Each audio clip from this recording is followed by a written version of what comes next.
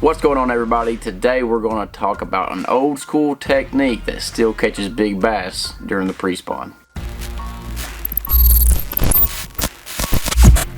Now hold up, I know what you guys are thinking. You're not scoping, you're hoping.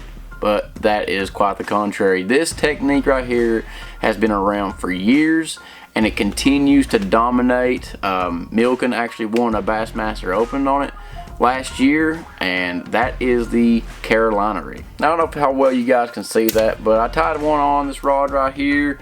Today we're going to go over where you fish this, how you fish it, how you rig it, line, rod, reel, setup, and the best soft plastics to throw on this thing. Now, the Carolina rig is not just a pre-spawn bait. I like throwing it from mid-March all the way to really June, to be honest with you. June, July. They like to eat it out there on the ledges during the summer, but they also like it on staging areas when they are getting ready to go spawn. And that's what we're going to talk about today. Staging areas for pre-spawn fish where you can catch those big bass on the Carolina rig. Now, my favorite thing to fish are shallower points that are leading to the spawning bays and spawning flats and areas like that. I do have to have a certain kind of bottom composition for the Carolina rig to work very well, and that is a hard bottom or shell beds or gravel. Something hard for those fish to pull up on and warm their eggs up and feed up right before they go onto bed and dump their eggs. Along with those points, I like those flatter style banks that are coming from those points into the spawning bay.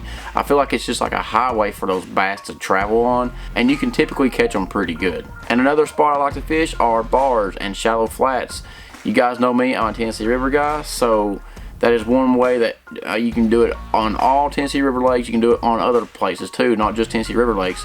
But those are primarily areas where you can catch them when they're leading into going and spawning on this Carolina rig. Now, typically on a Carolina rig, you can have like a pre-rig where they already have everything, laid out for you guys. All you gotta do is just tie it on and tie your hook on. But I personally like building my own.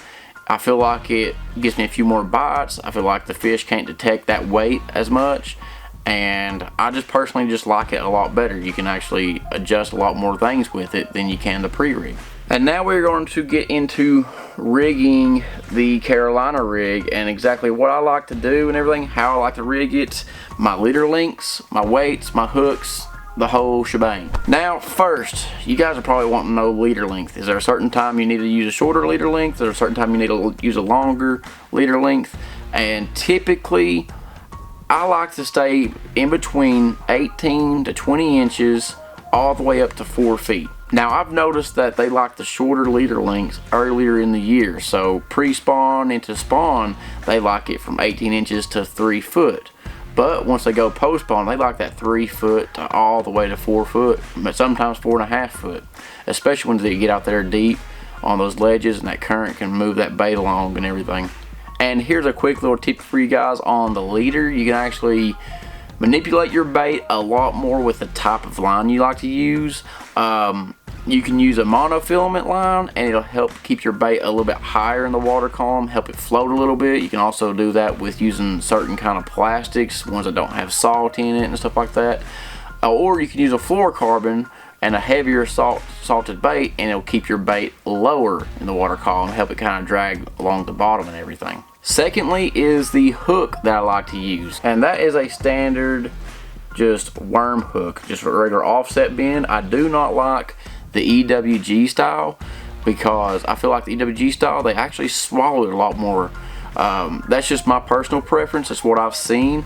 Is there any evidence behind it? No, it's just what I've seen from the way I fish it and everything. But I typically like the EWG style. Again, you want to match your hook size to the bait size.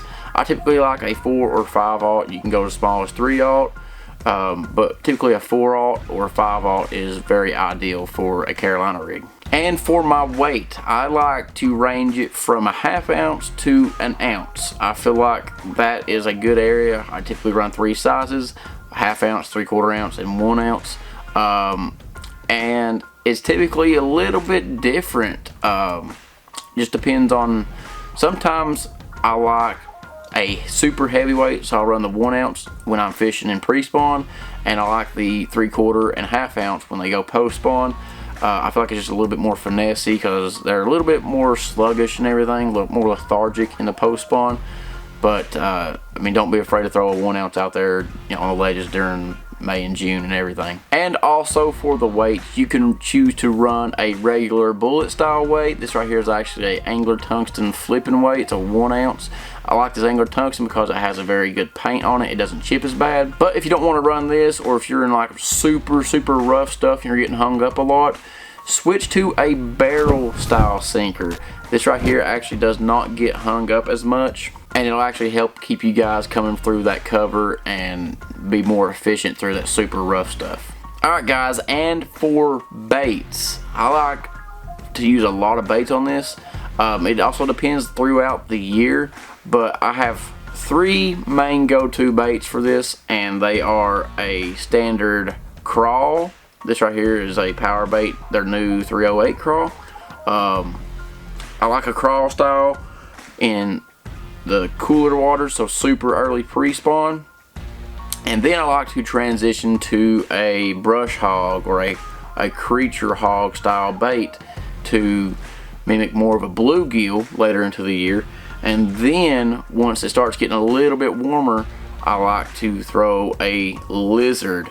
But I've done well on all 3 early pre-spawn, and I've done well on all 3 in post-spawn. So it's also just a kind of deal where the bass have to tell you what they want exactly. But those are my 3 go-tos: a crawl style, a brush hog style, and a lizard style. And I have another quick little tip for you guys. That is to always, or at least 90% of the time, dye your baits. I don't know why it works so well on a Carolina rig, but if you dye your baits on a Carolina rig, especially pre-spawn, for some weird reason they chew it a lot better than a non-dyed lure. Again, I don't have nothing that backs that up. That's just my personal experience. I feel like it catches them a lot better when you dye the tails or the claws of your soft plastic. Alright guys, we are going to rig up this Carolina rig. I'm going to show you guys how I like to do it. I have my leader here. You guys cannot see the whole thing in frame. It's a little over 3 foot. Like I said, I like it from that 18-20 inch range all the way up to 4 foot. Depends on time of year and the way the bass reacting and everything like that. But typically, I like that close to 3 foot range for the most part.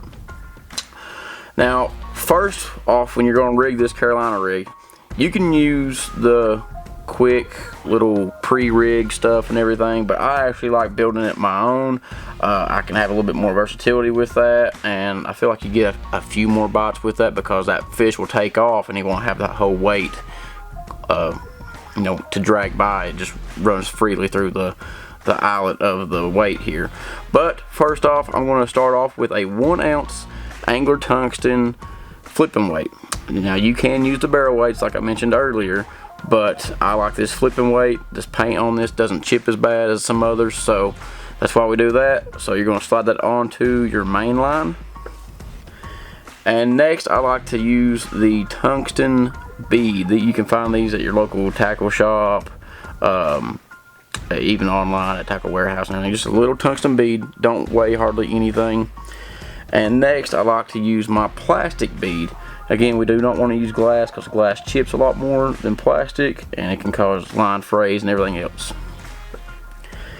Now, one of the most important parts of a Carolina rig, the way I like to rig it, is a bobber stop. I like to put a bobber stop on my main line before I tie my knot, mainly because it helps protect that knot from, I mean, you're throwing a 1 ounce weight and it's banging around, it's hitting those rocks and everything.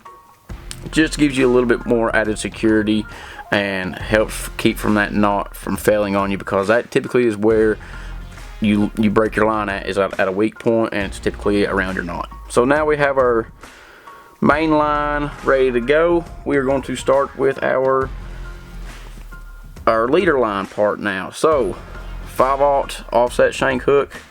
I do not personally like the EWG style.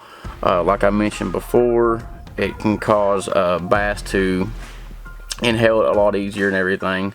But you're simply just going to tie your hook on, use whatever style knot you like. And there you have it. I have my hook tied on to my leader. Now we have to do our swivel. But before we get to our swivel, I will want to tell you guys, before you start with your leader line, make sure you have yourself plenty of extra for your cutting whenever you cut your tag ends and everything. So if you think you're going to go through 6 or 8 inches of tag end and you're wanting a 3-foot leader, obviously you probably want to go cut your leader about 3.5 to 3 3/4 foot long. But I'm just going to go ahead and tie this swivel on, and then we'll jump to the next part. Alright, now I have my leader done. It is actually a little bit shorter than 3 foot, but that is okay with what we're doing. We're just going to go ahead and tie it onto our main line, and then we will be done. Alright guys, there we have it. That is our finished product.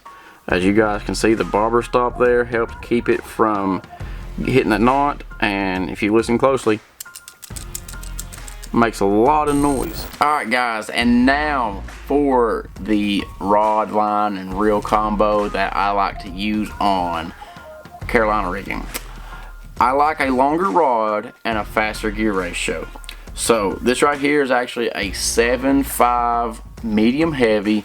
I know some people throw a heavy. I like a medium heavy. I don't feel like you need a super heavy rod for a Carolina rig.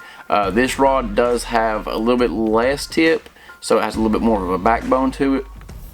And I like a 7 gear ratio reel, simply because sometimes they'll get the Carolina rig and they'll have a lot of slack in the line. That way you can reel up that line a lot faster and get the hook into the fish a lot better.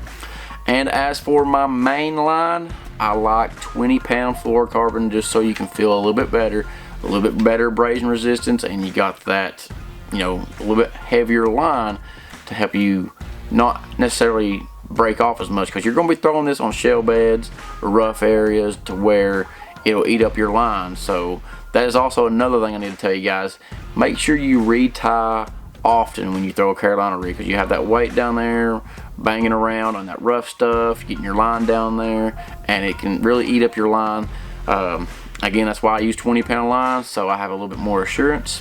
But for my leader, I use 15-pound mono or fluorocarbon.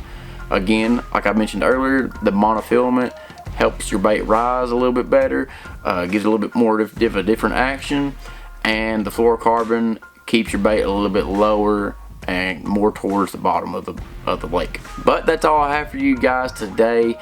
Carolina rigging is one of my favorite styles to fish, to be honest with you. I've caught them on it ever since I've really learned how to fish it back in 2016, 2015, whenever I first started fishing. And it's always been a staple to catch those bigger fish during the pre-spawn and post-spawn months. And that's what we're in right now. We're hot and heavy into pre-spawn. It is March, the water's warming up, the fish are pulling up, they're feeding up, they're getting ready to do their thing, you know. So really excited for that, all that stuff to happen.